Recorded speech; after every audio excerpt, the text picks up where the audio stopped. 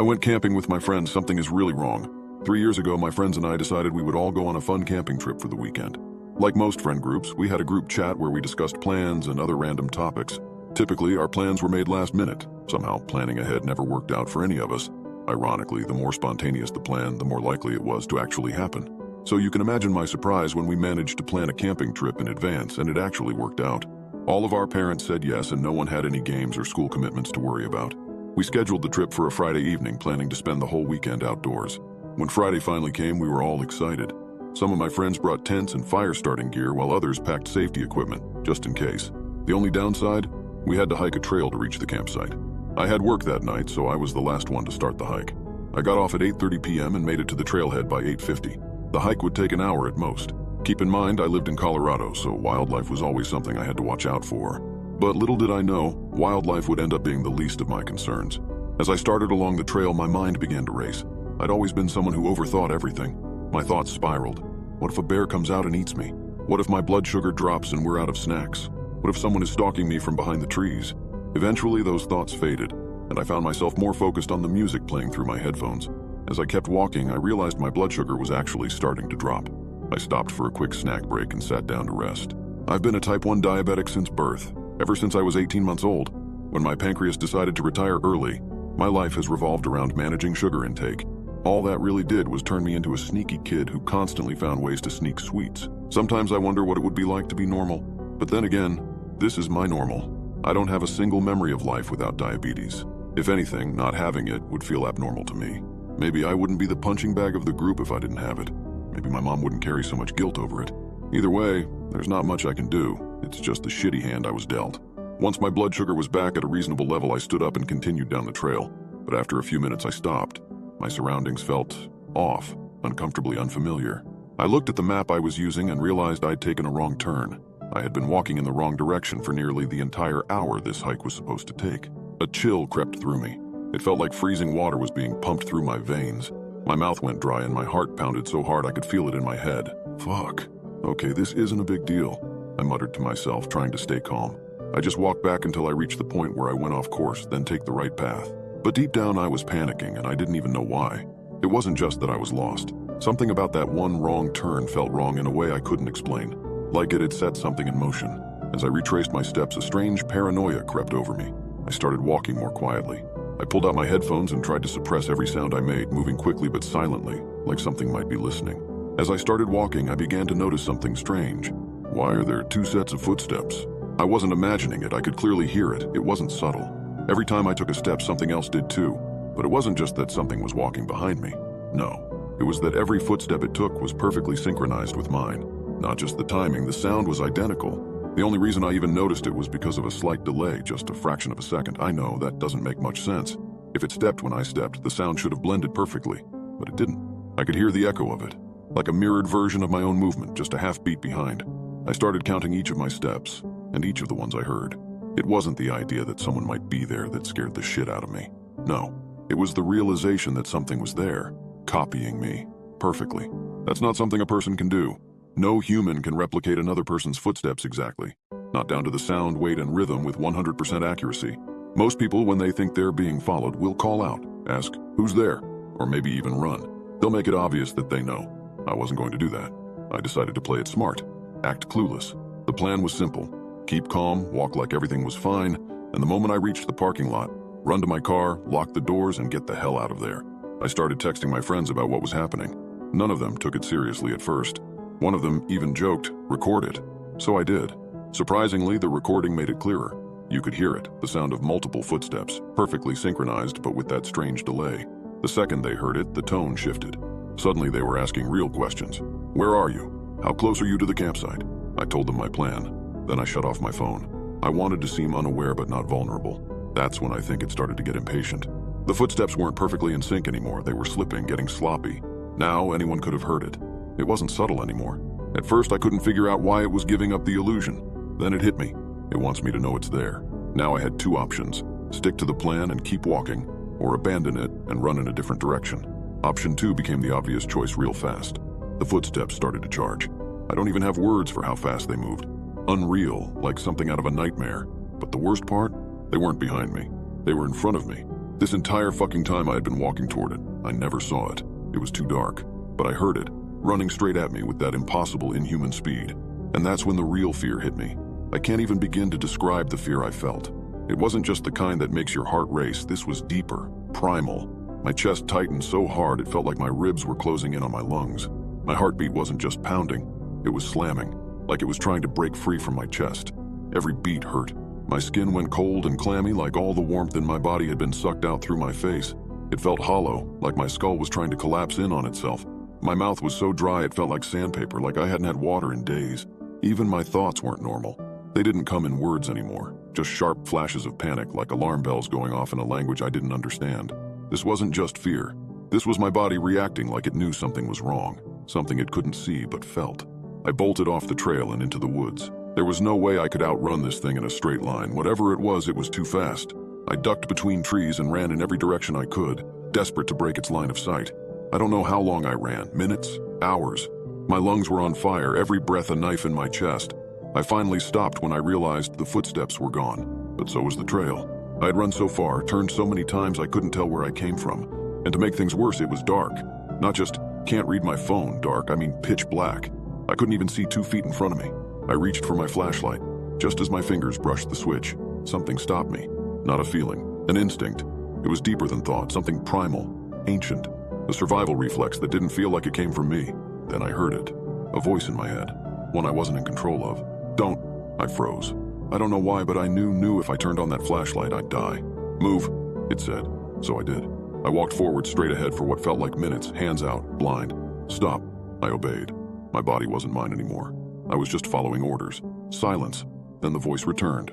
Louder this time. HIDE? My stomach dropped. Hide? What the fuck do you mean? I couldn't see anything. How was I supposed to hide in a forest I couldn't even see? HIDE. The voice repeated sharper, more urgent.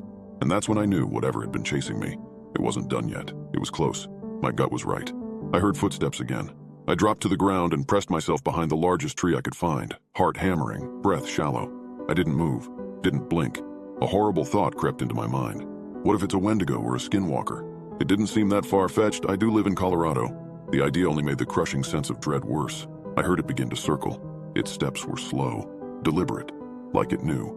RUN? The voice in my head, loud, sudden, panicked. It caught me off guard. I barely had time to register what it said before I heard it. The footsteps charging straight toward me.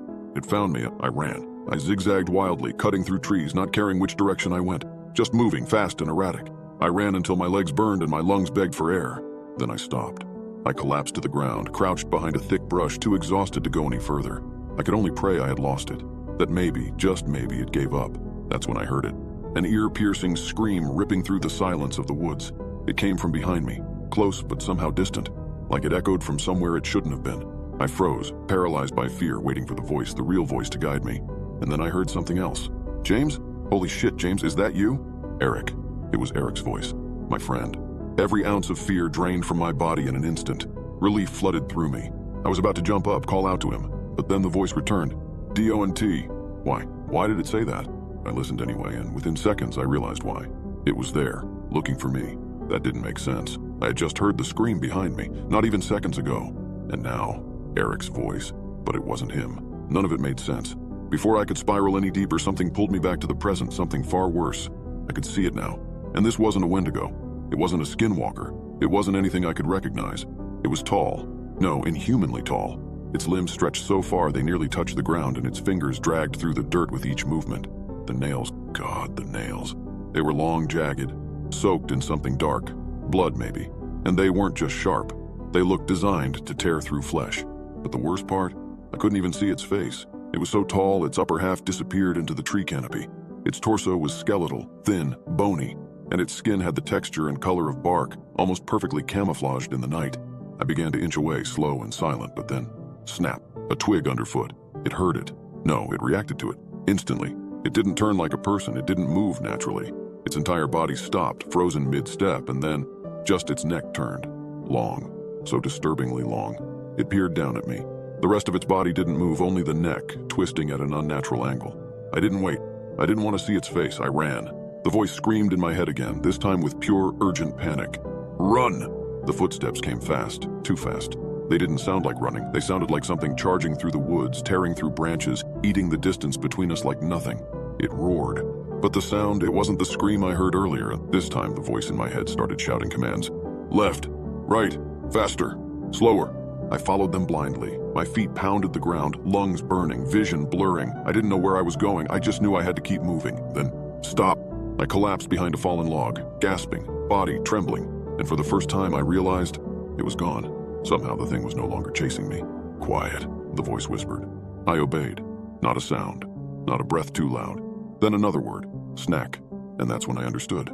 My blood sugar, the running, the fear, the adrenaline. It had drained me completely. I was crashing, and if I didn't eat something soon, I wasn't going to survive, even if the monster didn't get to me first.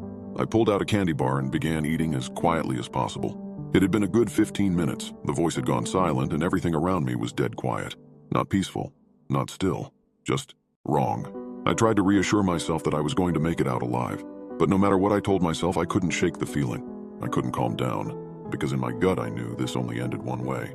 Listen. The voice returned, cutting through the silence like a blade. I listened, and then I heard it. James. The voice was uncanny.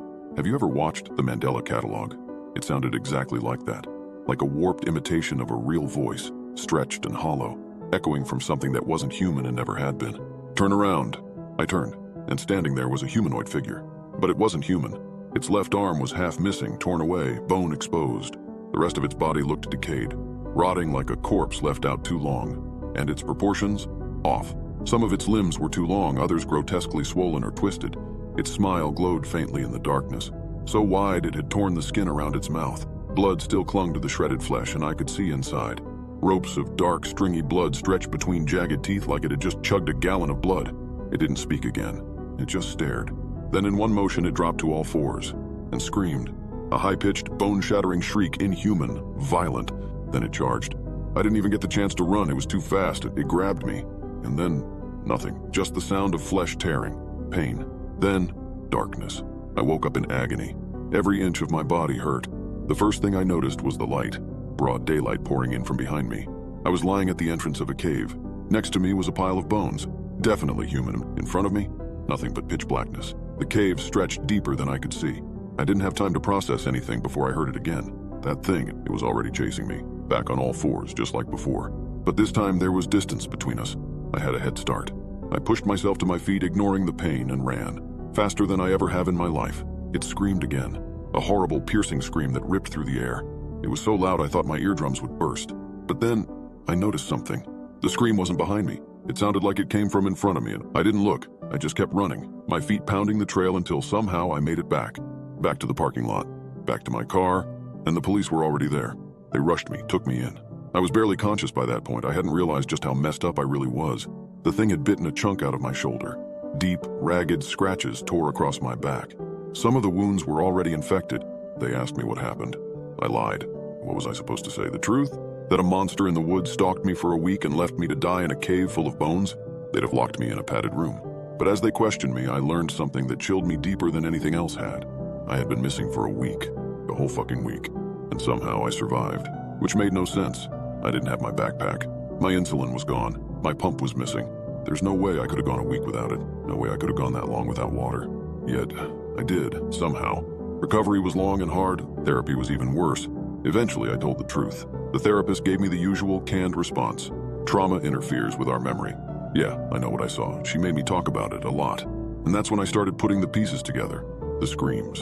The voice in my head. What I thought was a guide. It wasn't guiding me out, it was leading me deeper. There weren't just one of those things, there were two.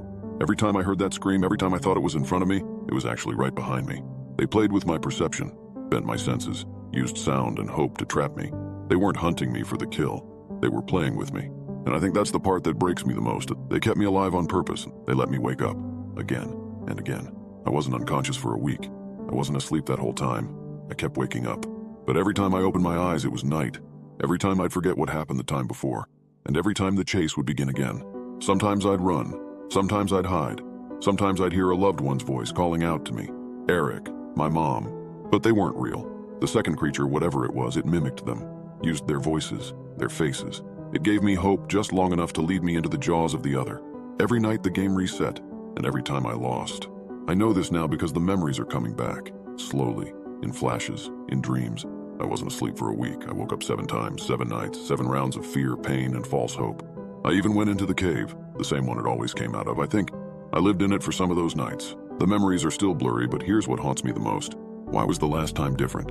Why did I wake up in daylight? Why was that the only time I made it out? I ran 10 minutes from the cave to the trail. That's far, but not far enough to explain why the pattern broke. It doesn't make sense, and maybe it's not supposed to. Some things are random for a reason. Some horrors don't follow rules. This is just what I remember, my perspective. But I know one thing for sure, it's over now. And I'm never going camping again. No, fuck that. I am never going near the woods again.